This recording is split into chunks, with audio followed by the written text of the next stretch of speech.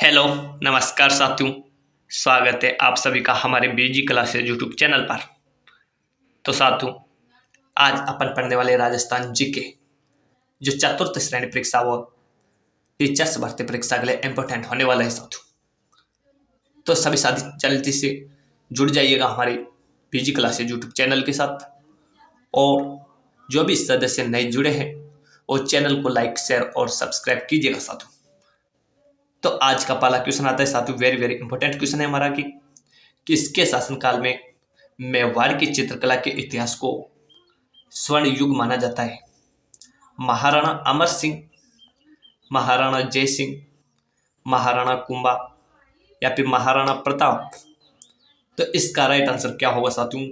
Option number A हो जाएगा कि महाराणा अमर सिंह के शासनकाल को मेवाड़ शैली का स्वर्ण काल माना जाता है साथियों। किसके शासनकाल को? महाराणा अमर सिंह के शासनकाल को, जो कौन थे? महाराणा प्रताप के पुत्र थे साथियों और कर्ण सिंह के पिता थे। ठीक है, चलते नेक्स्ट क्वेश्चन का। नेक्स्ट क्वेश्चन है हमारा कि जोधपुर राज्य के क्षेत्र का प्रचलित नाम क्या था? मारूवाड़ या मारवाड़, मेरू, आरबुद व चंद्रावती या फिर बांगड़? तो इसका राइट आंसर होगा साथियों ऑप्शन नंबर ए, यानी कि मारूवाड़ या फिर मारवाड़। ठीक है, चलते नेक्स्ट क्वेश्चन को।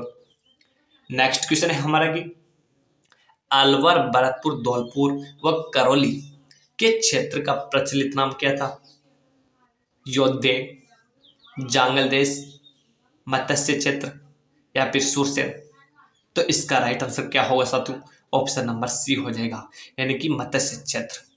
जब राजस्थान का एकीकरण हुआ था साथियों 1 नवंबर, यानी कि जब राजस्थान का एकीकरण हुआ था 18 मार्च 1948 को शुरू हुआ था साथियों, उस समय मत्स्य संघ का निर्माण किया गया था प्रथम चरण में, जिसमें 7 चरण थे। उसमें से प्रथम चरण था कौन सा? मत्स्य संघ।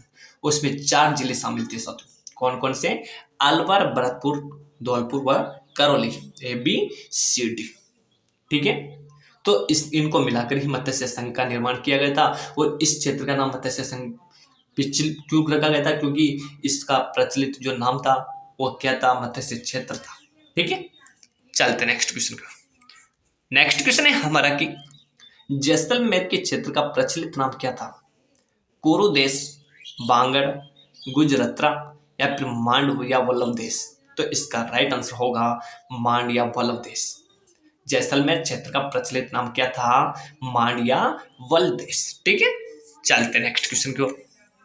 नेक्स्ट क्वेश्चन है हमारा कि किस राणा ने हंसाबाई से न केवल शादी से इनकार किया बल्कि उसके पुत्र मोकल के पक्ष में मेवाड़ की गद्दी भी त्याग दी? महाराणा कुंभा ने, महाराणा चुंडा ने, महाराणा प्रताप ने या फिर महाराणा जय सिंह ने?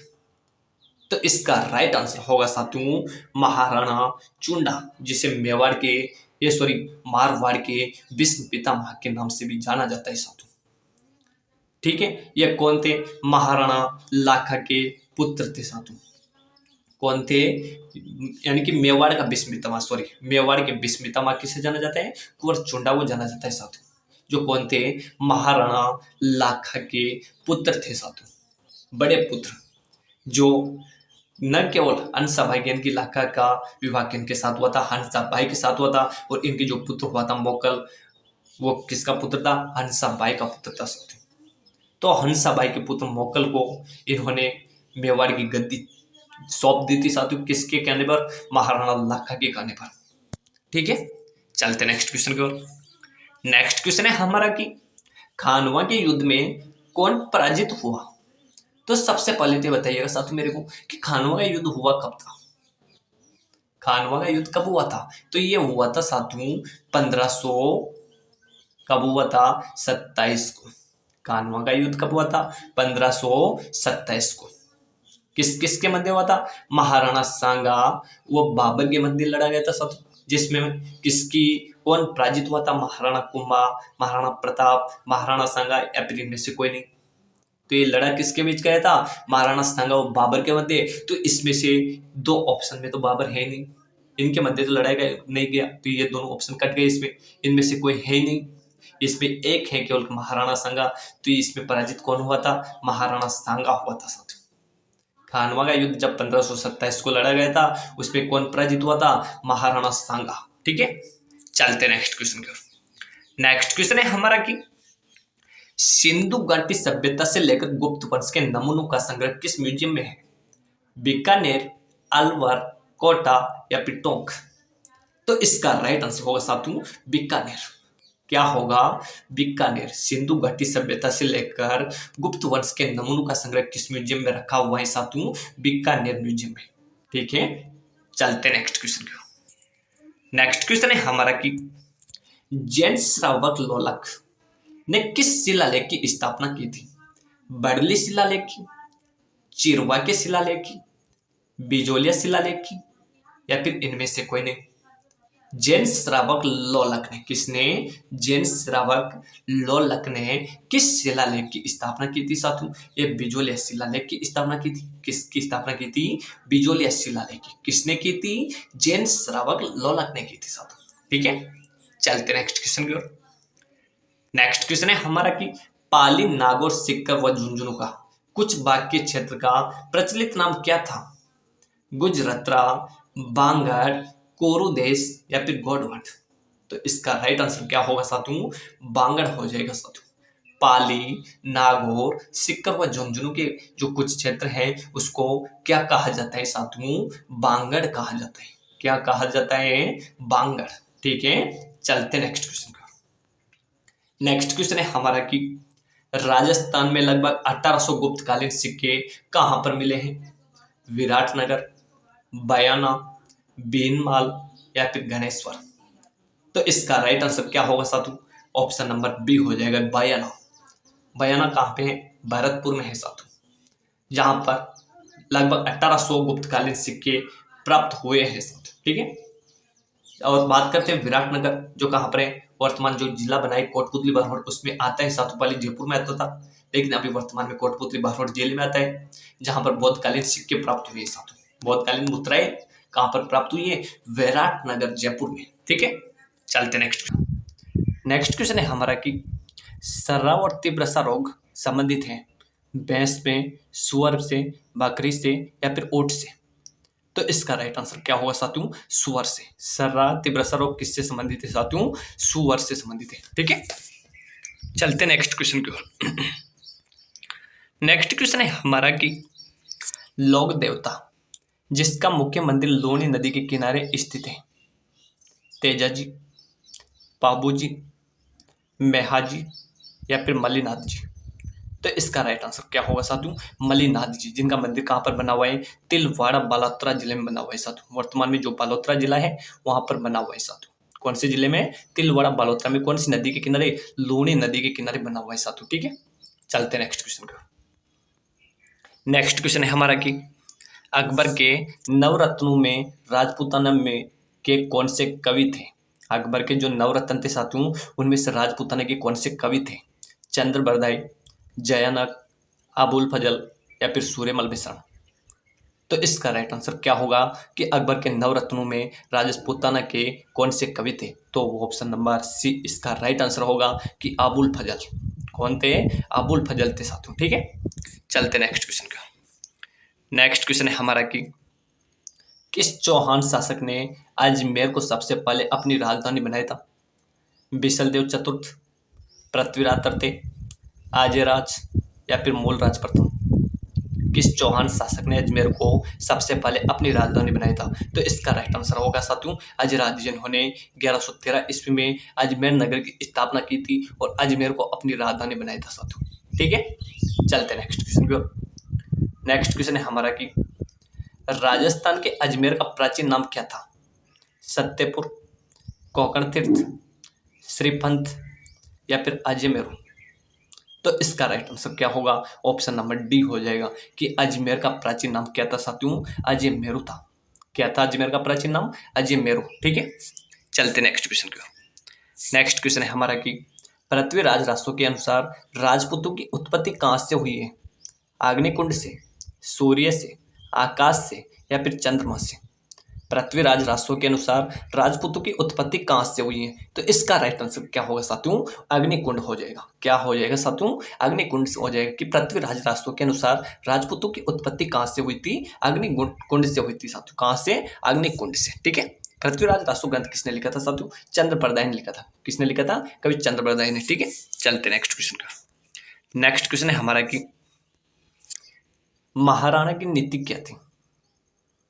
कि महाराणा की नीति, एक क्वेश्चन मिसप्रिंट है साथियों। चलते हैं नेक्स्ट क्वेश्चन की ओर। नेक्स्ट क्वेश्चन है हमारा कि भारत छोड़ो आंदोलन कब प्रारंभ हुआ था?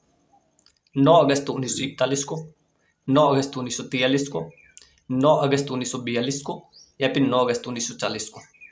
तो इसका राइट आंसर क्या होगा साथियों? ऑप्शन नंबर सी हो जाएगा, यानी कि 9 अगस्त 1942 को भारत छोड़ो आंदोलन प्रारंभ हुआ था। कौन सा आंदोलन प्रारंभ हुआ था? 9 अगस्त 1942 को भारत छोड़ो आंदोलन प्रारंभ हुआ था साथियों। ठीक है, चलते नेक्स्ट क्वेश्चन की ओर। नेक्स्ट क्वेश्चन है हमारा कि बप्पा रावल ने चित्तौड़ में मेवाड़ राज्य की स्थापना कब की थी? 1728 ईस्वी में, 815 ईस्वी में, 765 ईस्वी में, या फिर 755 ईस्वी में। तो इसका राइट आंसर क्या होगा कि बप्पा रावल ने चित्तौड़ में मेवाड़ राज्य की स्थापना कब की थी? इसका राइट आंसर होगा साथियों 728 ईस्वी में। ठीक है, चलते नेक्स्ट क्वेश्चन की ओर। नेक्स्ट क्वेश्चन है हमारा कि राजस्थान में छप्पनिया अकाल किस वर्ष पड़ा था साथियों? 1956 सक्सवंत में, 1956 ईस्वी में, 1956 विक्रम संवत में, या फिर इनमें से कोई नहीं। तो इसका राइट आंसर क्या होगा साथियों कि राजस्थान में छप्पनिया अकाल किस वर्ष पड़ा था? एक कब पड़ा था साथियों छप्पनिया अकाल? राजस्थान में छप्पनिया अकाल किस वर्ष पड़ा था साथियों? इसका राइट आंसर बताइएगा साथियों जल्दी से कि राजस्थान में छप्पनिया अकाल किस वर्ष पड़ा था? 1956 ईस्वी में। ठीक है, चलते नेक्स्ट क्वेश्चन की ओर। नेक्स्ट क्वेश्चन है हमारा कि सवाई जय सिंह ने जयपुर की स्थापना कब की थी? 1737 में, 1735 में, 1729 में, या फिर 1727 में। तो इसका राइट आंसर होगा साथियों 1727। सवाई जय सिंह ने जयपुर नगर की स्थापना कब की थी? 1727 में की थी साथियों। कब की थी? 1727। नेक्स्ट क्वेश्चन आता है हमारा कि अक्टूबर 1567 में अकबर द्वारा चित्तौड़गढ़ दुर्ग के घेराव के समय मेवाड़ के महाराणा कौन था? कुंभा था, सांगा था, उदय सिंह थे, या फिर प्रताप सिंह थे? तो इसका राइट आंसर हो जाएगा साथियों महाराणा उदय सिंह। कौन थे? महाराणा उदय सिंह थे, जो महाराणा सांगा के पुत्र थे और महाराणा प्रताप के पिता थे साथियों। ठीक है, चलते नेक्स्ट क्वेश्चन की ओर। नेक्स्ट क्वेश्चन आता है हमारा कि कितनी बार एग्जाम में पूछा गया क्वेश्चन है कि हरित राजस्थान योजना आरंभ कब की गई थी? 2007 में, 2004-05 में, 2009-10 में, या फिर 2002-03 में? हरित राजस्थान जो योजना है वो कब प्रारंभ की गई थी साथियों? तो ये प्रारंभ की गई थी साथियों कब? 2009 और 10 में प्रारंभ की गई थी। कौन सी योजना? हरित राजस्थान योजना। हरित राजस्थान योजना कब प्रारंभ की गई थी? 2009 और 10 में प्रारंभ की गई थी साथियों। ठीक है, चलते नेक्स्ट क्वेश्चन की ओर। नेक्स्ट क्वेश्चन आता है हमारा कि जो पीटीआई भर्ती परीक्षा 2022 के अंतर्गत पूछा गया क्वेश्चन है कि महिला आभूषण नेवरी, कौन सा आभूषण? नेवरी शरीर के किस भाग में पहना जाता है साथियों? गर्दन, पांव, हाथ, या फिर उंगली? तो इसका राइट आंसर क्या होगा साथियों? ऑप्शन नंबर हो जाएगा बी, यानी कि नेवरी आभूषण कहां पर पहना जाता है? ये पांव में पहना जाता है साथियों। नेवरी आभूषण कहां पर पहना जाता है? पांव में। एक क्वेश्चन है यहाँ पर क्वेश्चन जो मैं आपको बता रहा हूं वो परीक्षा में पूछने लायक क्वेश्चन है कि एक तो होता है नेवरी, एक तो होता है नेवरी या नेवरी जो कहां पर पहना जाता है? पांव में पहना जाता है साथियों। कितनी बार पूछे जाते हैं क्वेश्चन। एक होता है नौगरी। कौन सा होता है? नौगरी आभूषण। नेवरी आभूषण तो कहाँ पहना जाता है? पांव में पहना जाता है। और एक है नौगरी आभूषण, ये कहाँ पर पहना जाता है साथियों? ये पहना जाता है साथियों कहाँ पर? कहाँ पर पहना जाता है नौगरी? नौगरी कलाई में पहना जाता है साथियों। कहाँ पर पहना जाता है? कलाई में। तो आपसे पूछा जा सकता है कि नेवारी आभूषण कहाँ पे पहना जाता है, पाँव में पहना जाता है, नौगरी आभूषण कहाँ पे पहना जाता है, कलाई में पहना जाता है। तो दोनों को याद रखिएगा साथियों, वेरी वेरी इंपॉर्टेंट क्वेश्चन लगा लेना इसको कि नेवरी आभूषण पाँव में पहना जाता है, नौगरी आभूषण कलाई में पहना जाता है। ठीक है, चलते हैं नेक्स्ट क्वेश्चन। नेक्स्ट क्वेश्चन आता है हमारा जो पीटीआई भर्ती परीक्षा 2022 में पूछा गया था कि 1948 ईस्वी में एकीकरण के समय मेवाड़ का महाराणा कौन था साथियों? उमेद सिंह, शार्दुल सिंह, गज सिंह या फिर महाराणा भोपाल सिंह? तो इसका राइट आंसर क्या होगा साथियों? ऑप्शन नंबर डी हो जाएगा। यानी कि 1948 में जब मेवाड़ का एकीकरण हुआ था, उस समय मेवाड़, ये राजस्थान का एकीकरण हुआ था 1948 के समय, उस समय मेवाड़ के महाराणा कौन थे? महाराणा भोपाल सिंह थे साथियों। ठीक है, चलते हैं नेक्स्ट क्वेश्चन की ओर। नेक्स्ट क्वेश्चन आता है हमारा कि पूर्वी सिरोही के सुदूर पश्चिम में स्थित कटक जो तीव्र ढाल वाले कम ऊंचे ऊबड़ खाबड़ हैं उसे क्या कहते हैं साथियों? जो पूर्वी सिरोही में सुदूर पश्चिम में स्थित कटक जो तीव्र ढाल वाले कम ऊंचे ऊबड़ खाबड़ हैं उसे क्या कहते हैं साथियों? गिरवा, देशहरो, मालखेराड़ या फिर बाकर कहते हैं? तो इसका राइट आंसर होगा साथियों बाकर। क्या हो जाएगा? बाकर हो जाएगा साथियों। ठीक है, चलते हैं नेक्स्ट क्वेश्चन की ओर। नेक्स्ट क्वेश्चन आता है हमारा कि एकल नारी सम्मान पेंशन योजना, कौन सी योजना? एकल नारी सम्मान पेंशन योजना निम्नलिखित में से संबंधित है? विधवा, तलाकशुदा एवं परित्यक्ता महिलाओं को पेंशन से संबंधित, 80 वर्ष से ऊपर की सभी महिलाओं को पेंशन, बीपीएल महिलाओं को पेंशन या फिर एसटी एससी वर्ग की महिलाओं को पेंशन? तो इसका राइट आंसर क्या होगा कि एकल नारी सम्मान पेंशन योजना किससे संबंधित है? ये विधवा, तलाकशुदा एवं परित्यक्ता महिलाओं की पेंशन से संबंधित है साथियों। ठीक है, चलते हैं नेक्स्ट क्वेश्चन की। नेक्स्ट क्वेश्चन आता है हमारा कि केंद्रीय अन्वेषण ब्यूरो, जिसे सीबीआई के नाम से जाना जाता है, केंद्रीय अन्वेषण ब्यूरो सीबीआई की तरह राज्य में कौन सा संगठन है साथियों?